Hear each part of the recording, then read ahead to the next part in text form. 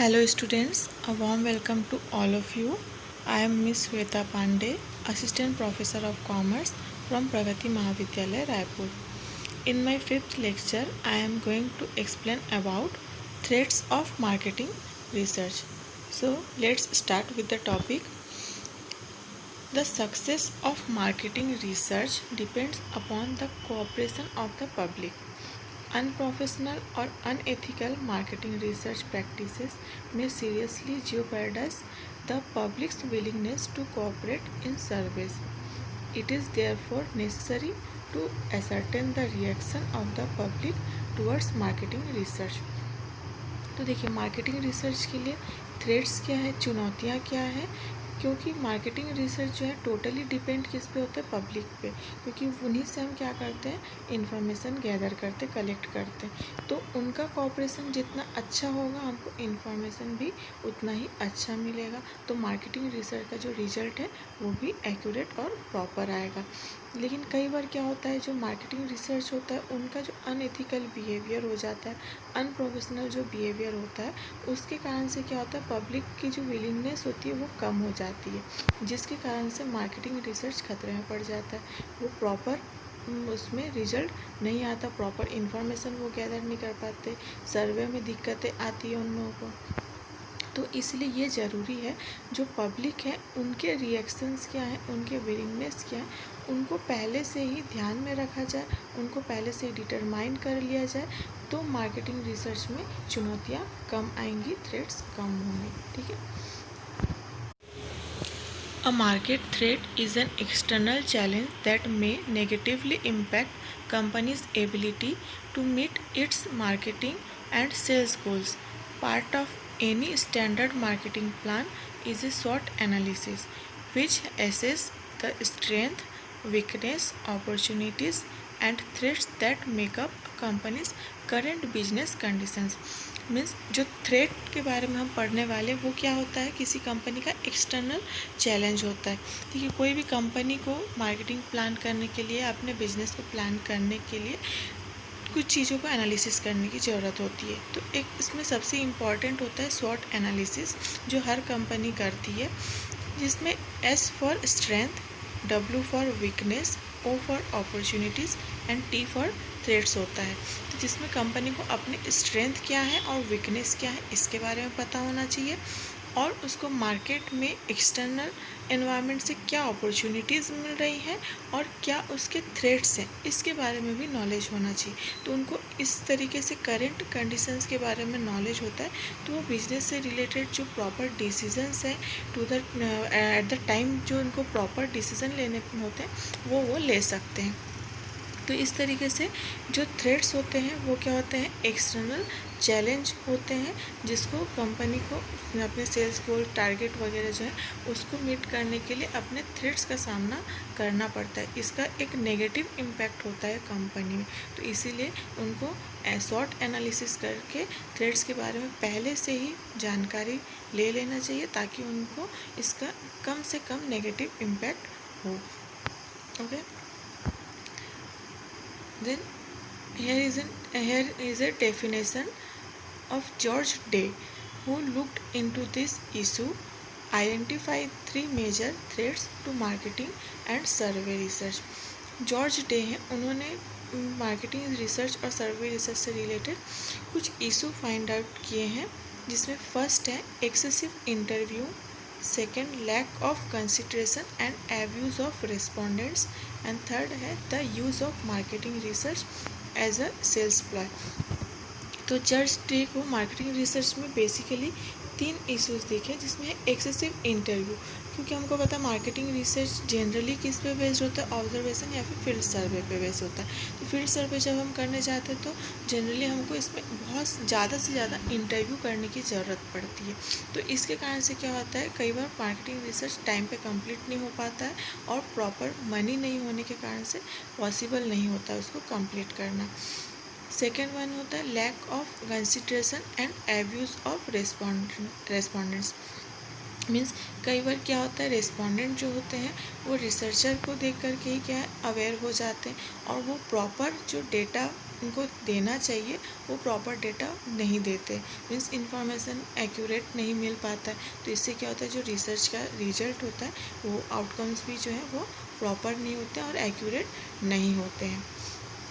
And last one is the use of marketing research as a sales ploy. Means marketing research को कई लोग क्या है एक सेल्स के मार्केट की तरह देखते हैं, मतलब बस सेल्स इंक्रीज़ करना है, सेल्स पे फोकस करना है, इसलिए ही मार्केटिंग रिसर्च करने की कोशिश की जाती है। अदरवाइज इसका और कोई भी रीज़न नहीं होता है।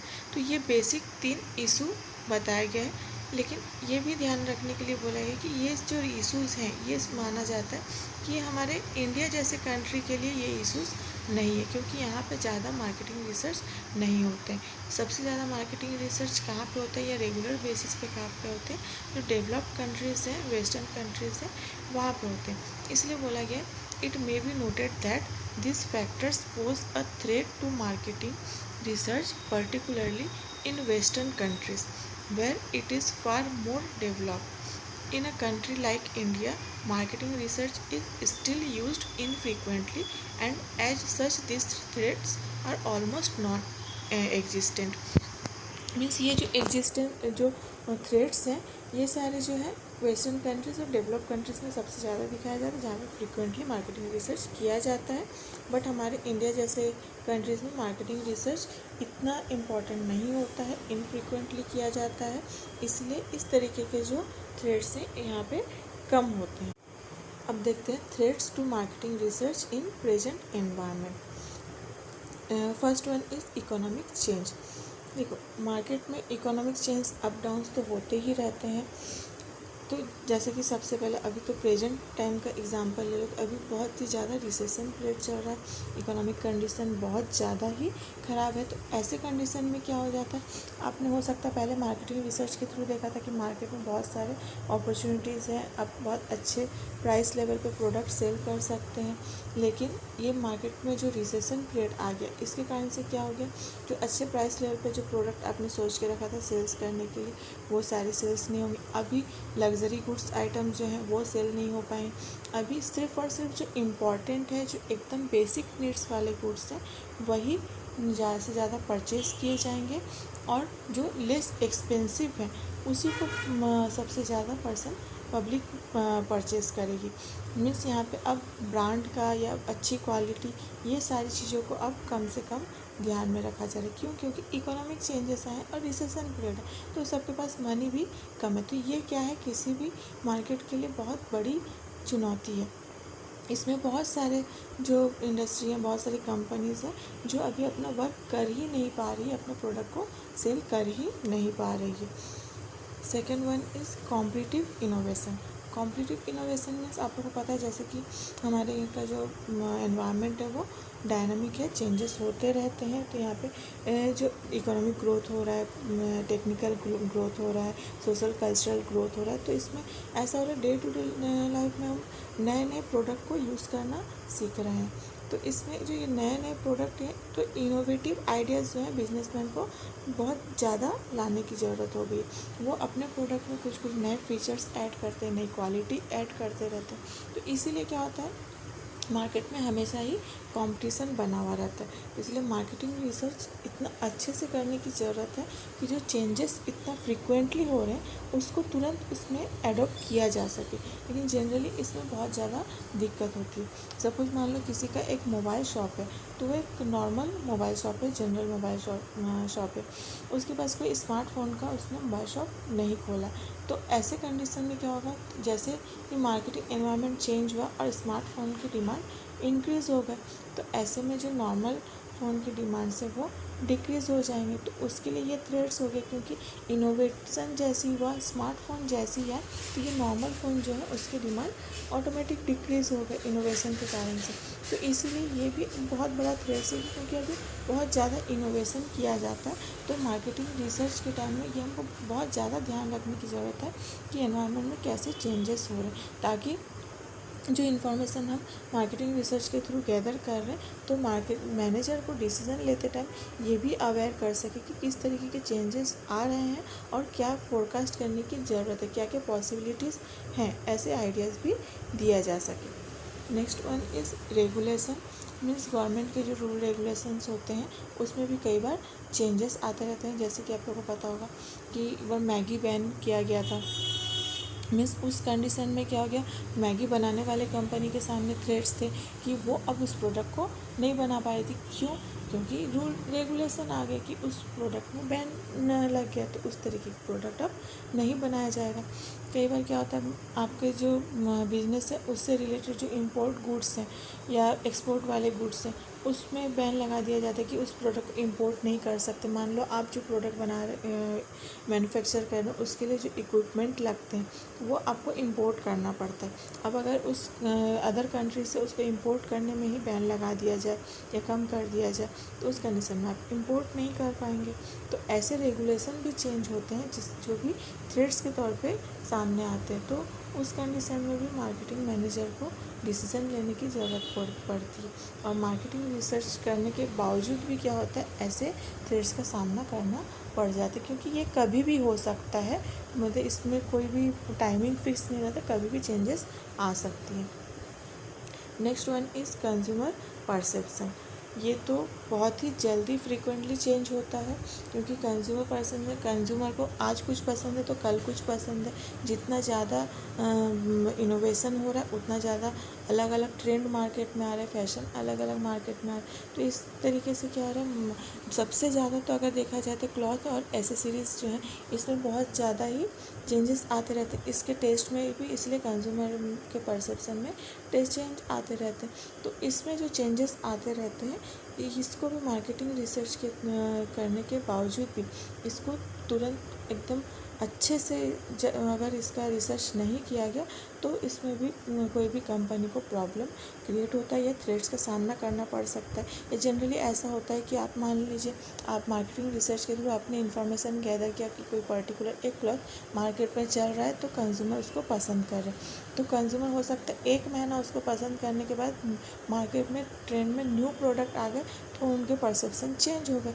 तो आपने जो फोरकास्ट किया होगा कि इतने लेवल पे सेल करना है, टारगेट रखा होगा, उतना प्रोडक्शन का टारगेट रखा होगा, वो फेल हो जाएगा, क्योंकि कंज्यूमर के परसेप्शन में चेंज आ गया। ठीक है। Next one is addressing threats. इन सब थ्रेट्स से बचने के लिए सबसे ज़्यादा ज़रूरी है कि हम थ्रेट्स क्या हैं उसी को पहचान लें। तो ये कैसे संभव है, मार्केटिंग रिसर्च के थ्रू ही ये पॉसिबल होता है। तो मार्केटिंग रिसर्च करते टाइम ये भी बहुत अच्छे से देखना होता है। फ्रीक्वेंटली हमको जो चेंजेस होते जा रहे हैं उसको प्रॉपर तरीके से हमको ध्यान रखना ज़रूरी होता है। मीन्स जो रिसर्चर होते हैं उनको अब कीन ऑब्जर्वर होना चाहिए और कॉम्पिटेंट होना चाहिए, ताकि वो प्रॉपर जो चेंजेस आ रहे हैं उसको प्रॉपर तरीके से ऑब्जर्व कर सके और उससे रिलेटेड कुछ अपॉर्चुनिटीज़ अगर मिल पा रहे हैं तो उससे रिलेटेड आइडियाज़ वो जनरेट करके मैनेजर को बता सके। तो इसमें ये सारे जो हैं ये थ्रेड्स हैं मार्केटिंग रिसर्च करने के लिए, जिसके कारण से क्या होता है, मार्केटिंग रिसर्च करने के बाद भी क्या होता है, कई बार कंपनी फेलियर हो जाती है या उनको लॉस फेस करना पड़ जाता है। ओके, आई होप आप लोगों को थ्रेड्स समझ में आ गया हो कि मार्केटिंग रिसर्च में आज के प्रेजेंट एनवायरनमेंट में किस तरीके से थ्रेड्स का सामना करना पड़ता है। Okay, thank you.